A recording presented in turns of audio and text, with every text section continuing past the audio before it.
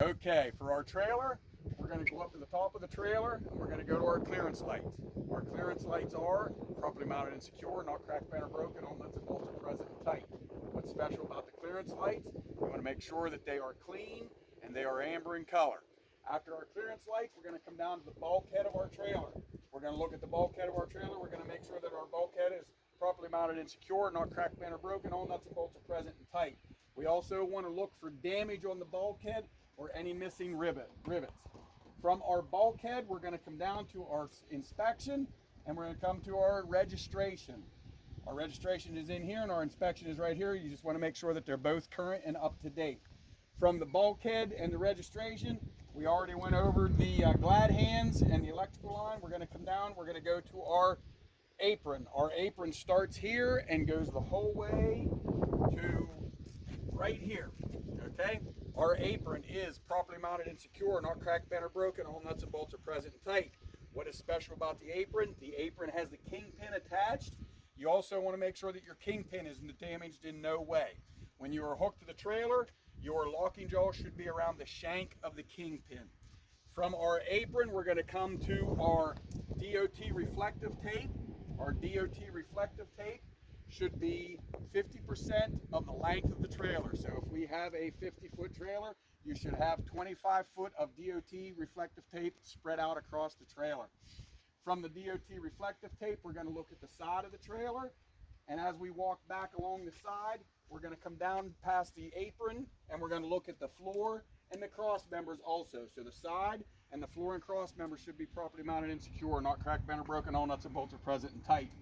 As we're walking down, up and down the side, underneath the trailer, floor and cross members, up and down till we get back to our landing gear. Our landing gear has a couple parts.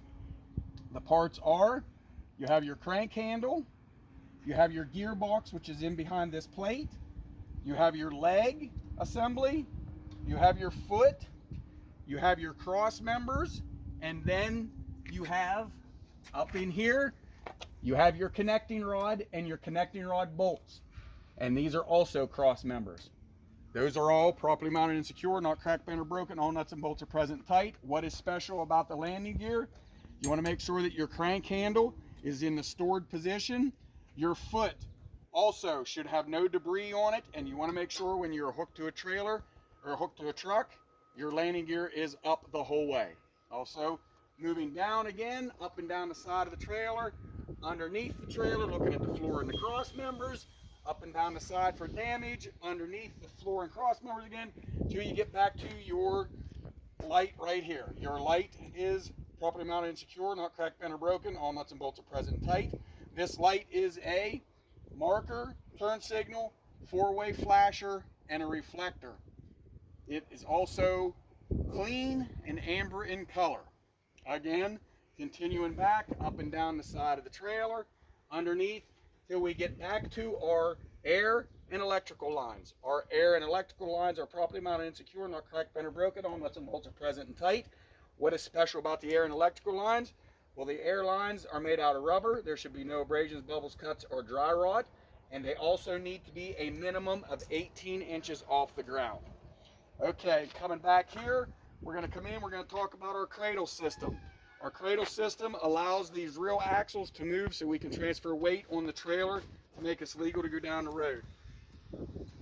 Underneath here, we have a couple things I got to point out about the cradle system. So, we have the cradle system slide rail, we have the locking pin, and then we have the release right here. This is an air release, so you will have a release button that retracts your landing gear locking pin, or I'm sorry, your cradle system locking pins will retract when you want to slide these. From there, we're going to go to, those are all properly mounted and secure, not cracked, bent, or broken. All nuts and bolts are present tight. What is special about the cradle system and the slide rail is your locking pin should be in the lock position, and your button should be in the locked position also. From there, we're going to go to our trailer suspension system. This trailer has an air ride suspension system. So we have the control arm, the front mount, we have the airbag, and we have the lower airbag mount. And those are all properly mounted and secure, not cracked, bent, or broken. All nuts and bolts are present and tight. We also have a shock. If you look over here, you can see the shock with an upper and a lower shock mount. That is properly mounted and secure, not cracked, bent, or broken. All nuts and bolts are present and tight. What is special about those components? The front mount, the control arm, the airbag, and the shock, which is on this side over here also. The airbag is made out of rubber, and it holds air so it cannot be leaking, and there's no abrasions, bubbles, cuts, or dry rot on the airbag. The shock holds a liquid or a gas, and it cannot be leaking. Okay? From there, we're going to go to our brake system. Our brake system consists of a couple different parts. I go 2, 4, 2 on the parts.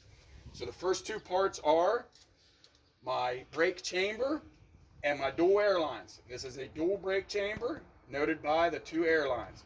They are properly mounted and secure, not cracked, bent, or broken. All nuts and bolts are present and tight. What is special about the air chamber and the brake lines? The brake lines should have no abrasions, bubbles, cuts, or dry rot. They hold air, can't be leaking. The chamber itself also has air in it, and it cannot be leaking. Then I go to my other 4 parts, which is right here. Right here is my slack adjuster. This is my cotter pin and clevis pin. The pin right there is your clevis. Your cotter pin holds your clevis pin in.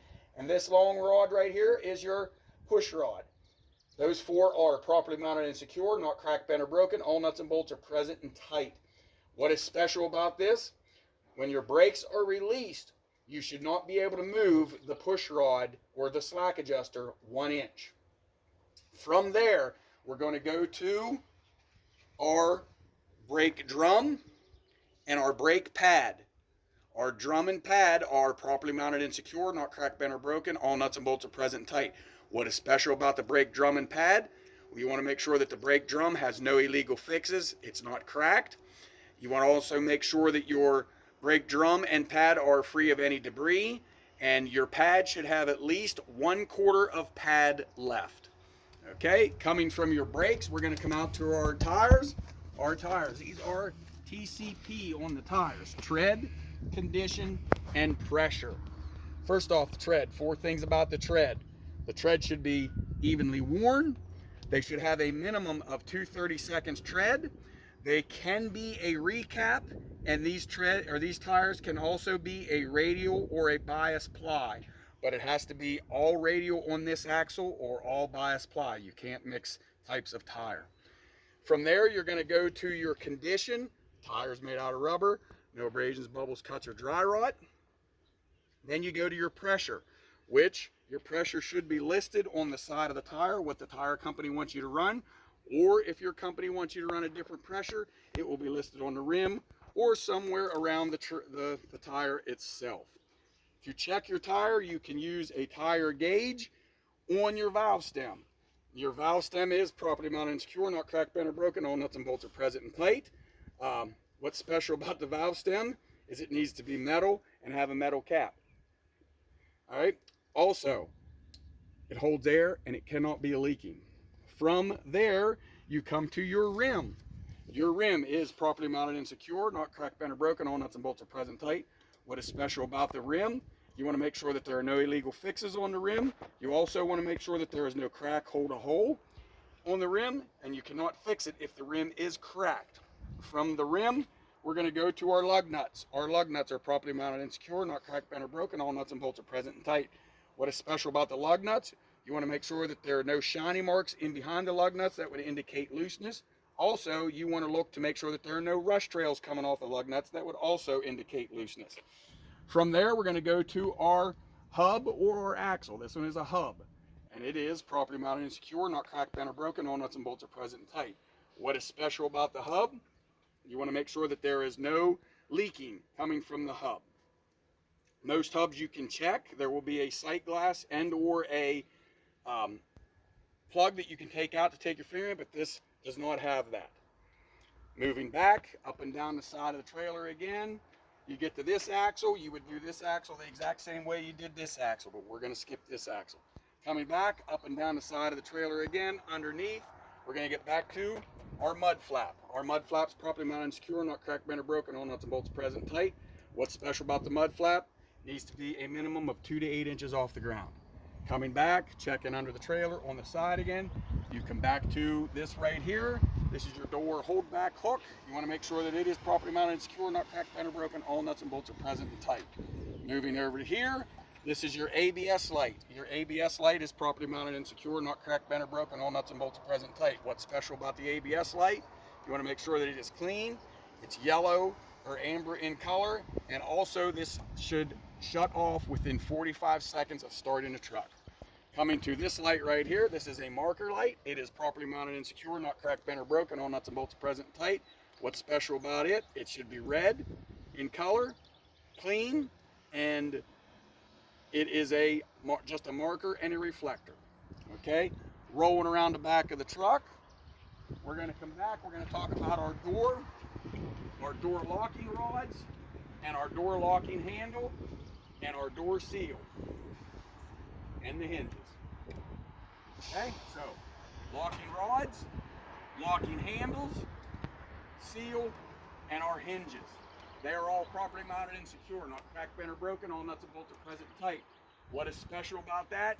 You want to make sure that your doors are shut and locking handles are in the locked position.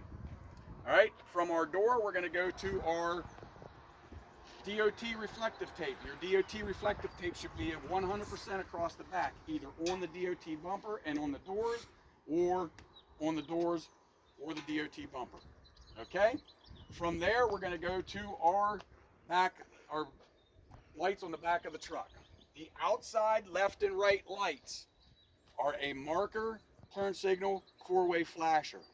The inside ones are a marker and a brake light on the left and the right side. So the outside are a marker, turn signal, four-way flasher.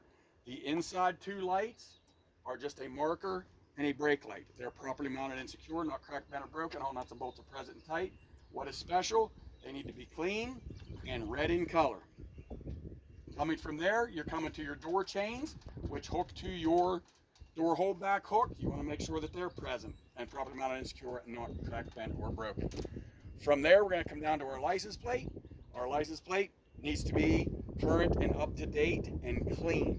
Also, the license plate light is properly mounted and secure, not cracked, bent, or broken. All nuts and bolts are present and tight. The license plate light should be clean and clear in color.